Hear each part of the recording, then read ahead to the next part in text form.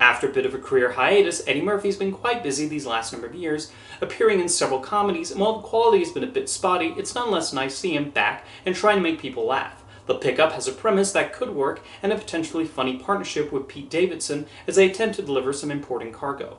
However, the script does not give them a lot of amusing things to say, and most confusing of all, the movie decides to cast Murphy as the straight man who has to react to the events that happen. The whole production just does not use the best aspects that Eddie Murphy is known for and ends up a stale and uninteresting action comedy. The movie attempts to develop its three central characters, but they all end up fairly bare bones. As mentioned before, Murphy is largely directed to serve as the voice of reason and straight man and react to what his co-stars do. While he can certainly play this type of role, it feels like a misuse of his talents and why we want to see Murphy in a comedy. His strengths come from his rapid-fire delivery and energy, and he feels neutered in The Pickup, with only a few times where we get classic Eddie Murphy. He gets a few amusing one-liners, but little else to make Russell more interesting.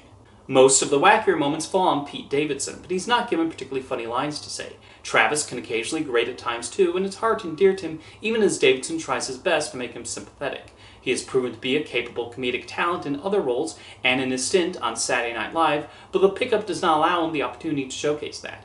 Keke Palmer ends up coming out of the film the most unscathed. She displays a bit of charm in her role as the robber who takes these two hostage, even if, like the other actors, the script is not giving her anything funny to say.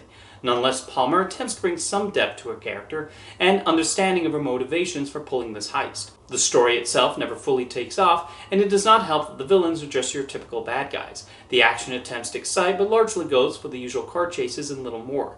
Where The Pickup also falters is in the character relationships. Eddie Murphy and Eva Longoria are not believable as a married couple, and there's a lack of chemistry between the three leads, even as the movie tries to develop their growing partnership. The Pickup just becomes a comedy with few laughs despite the genuinely funny actors employed to lead it.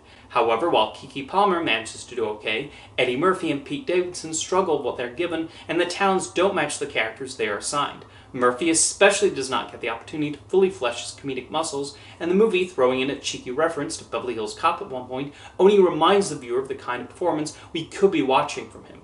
This is largely a witless movie with not many interesting scenes or plot progressions to pull one in.